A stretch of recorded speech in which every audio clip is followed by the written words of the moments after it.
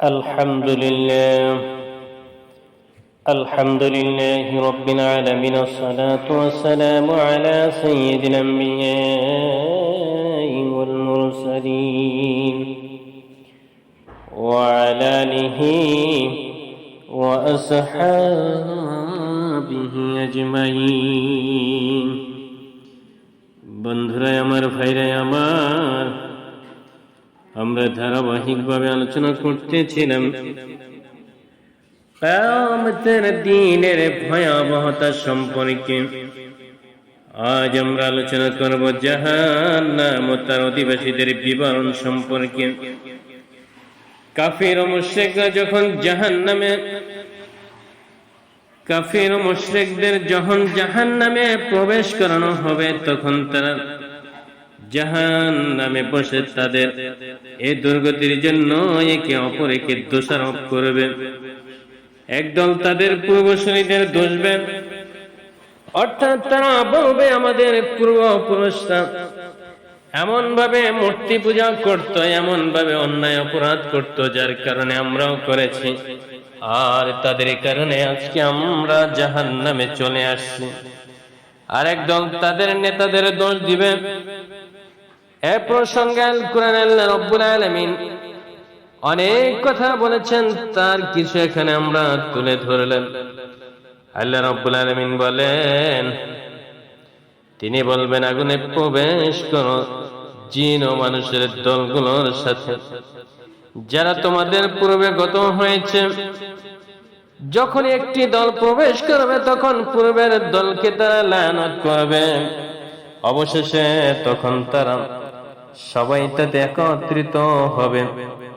তখন তাদের পরবর্তী দলটি পূর্বের দল সম্পর্কে বলবে, হে আমাদের রব, হে আমার প্রভু আল্লাহ, এরা আমাদের পথভ্রষ্ট করেছে, তাই আপনি তাদেরকে আগুনের দ্বিগুণ আযাব দিন। তিনি বলবেন সবার জন্য দ্বিগুণ, কিন্তু তোমরা জানো না। আর তাদের পরবর্তী দলকে বলবে, তাহলে আমাদের উপরে তোমাদের কোনো শ্রেষ্ঠত্ব নেই, অতএব তোমরা যা অর্জন করেছিলে তার কারণে তোমরা আযাব আস্বাদন করো, আযাব গ্রহণ করো, আযাব ভোগ করো। আল্লাহ রাব্বুল আলামিন অন্য আয়াতে বলেন, আর জাহান্নামে তারা যখন বদ অনুবাদে লিপ্ত হবে, তর্কে লিপ্ত হবে, ঝগড়া বিবাদে লিপ্ত হবে, তখন দুর্বলরা যারা অহংকার করেছিল তাদেরকে বলবে, আমরা তো তোমাদের অনুসারী ছিলাম, অতএব তোমরা কি আমাদের থেকে আগুনের কি ধ্বংস বহন করবে, আমাদের থেকে একটু ভাগ নিবে? অহংকারীরা বলবে, আমরা সবাই এতে আছি, নিশ্চয় আল্লাহ বান্দার মধ্যে ফয়সালা করে ফেলেছেন, এখন তোমাদের ভাগ থেকে আর আমরা ভাগ নেব না। আর যারা আগুনে থাকবে তারা আগুনের দারোয়ানকে বলবে, তোমাদের রবকে একটু ডাকো না, তিনি যেন একটি দিন আমাদের আযাব লাঘব করে দেন। তারা বলবে, তোমাদের কাছে কি সুস্পষ্ট প্রমাণ আদি সহ তোমাদের রাসূলগণ আসেন? জাহান্নামীরা বলবে, হ্যাঁ অবশ্যই তারা এসেছিল।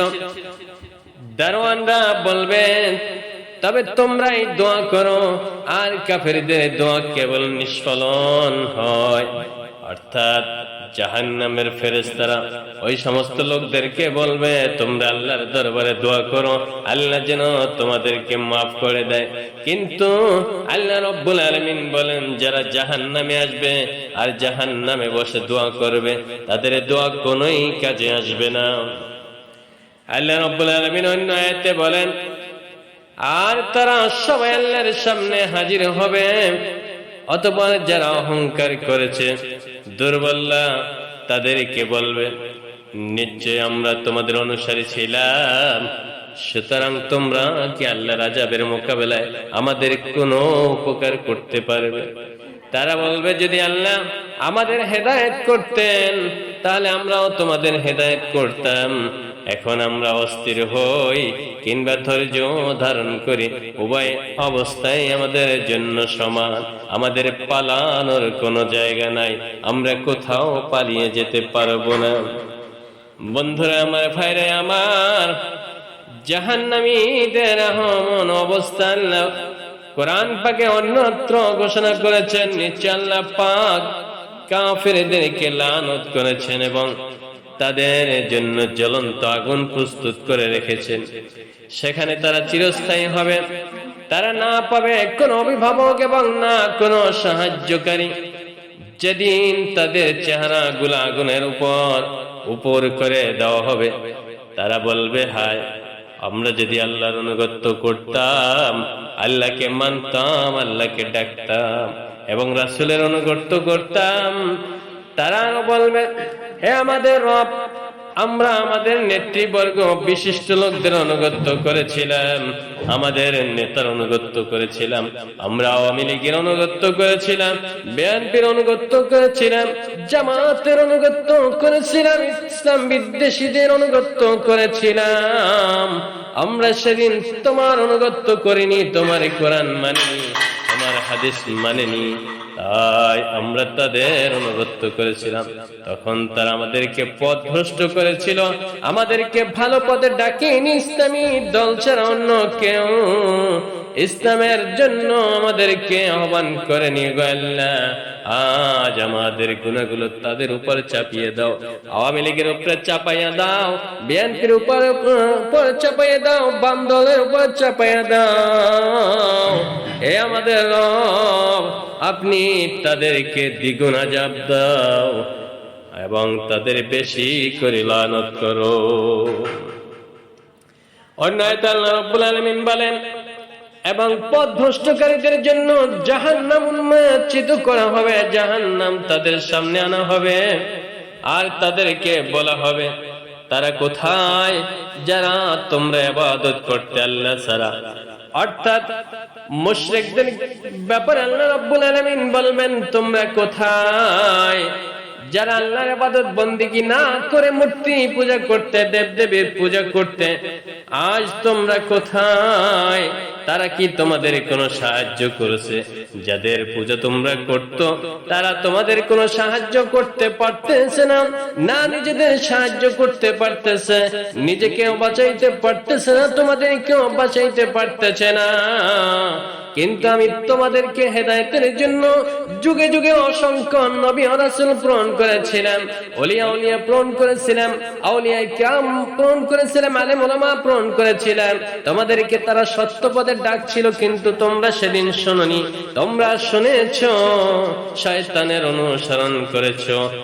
আজ তারা তোমাদের কোনো উপকার আসতে পারে না, নিজেদেরকেও বাঁচাইতে পারতেছে না, রক্ষা করতে পারতেছে না। অথবা তাদেরকে এবং পথভ্রষ্টদেরকে উপরে করে জাহান্নামে নিক্ষেপ করা হবে, আর ইবলিসের সকল সৈন্য বাহিনীকেও সেদিন জাহান্নামে নিক্ষেপ করা হবে। সেখানে পরস্পর ঝগড়া করতে গিয়ে তারা বলবে, আল্লাহর কসম, আমরা তো সুস্পষ্ট পথভ্রষ্টায় নিমজ্জিত ছিলাম যখন আমরা তোমাদেরকে সকল সৃষ্টি রবের সমকক্ষ বানাইতাম, অর্থাৎ শরীক করিতাম, আর অপরাধে শুধুই আমাদেরকে পথভ্রষ্ট করেছিল। অতএব আমাদের কোনো সুপারিশকারী নেই এবং কোনো অন্তরঙ্গ বন্ধু নেই। হায়, আমাদের যদি আরেকটি সুযোগ দেওয়া হতো তবে আমরা মুমিনদের অন্তর্ভুক্ত হতাম, কিন্তু সেদিন আর কোনো সুযোগ থাকবে না, সেদিন আর তাদেরকে দুনিয়ায় পাঠানো হবে না। বন্ধুরা আমার, ভাইরা আমার, জাহান্নামবাসীরা শুধু সেদিন আক্ষেপ করতে থাকবে, আক্ষেপ করতে থাকবে, আক্ষেপ করতে থাকবে।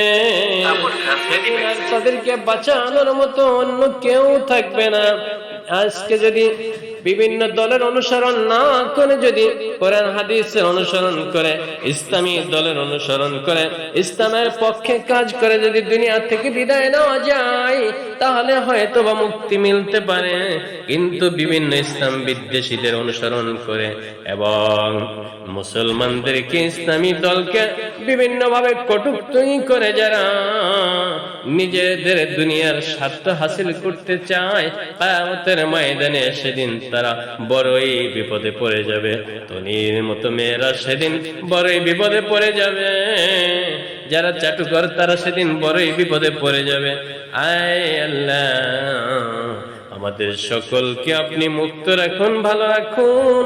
জাহান্নামের আগুন থেকে আমাদের সকলকে বাঁচান। আল্লাহ রাব্বুল আলামিন যেন আমাদের সকলকে কবুল করে নেন। আমিন আমিন। আসসালামু আলাইকুম ওয়া রাহমাতুল্লাহি ওয়া বারাকাতুহু। আলহামদুলিল্লাহ الحمد لله رب العالمين، الصلاة والسلام على سيد الأنبياء والمرسلين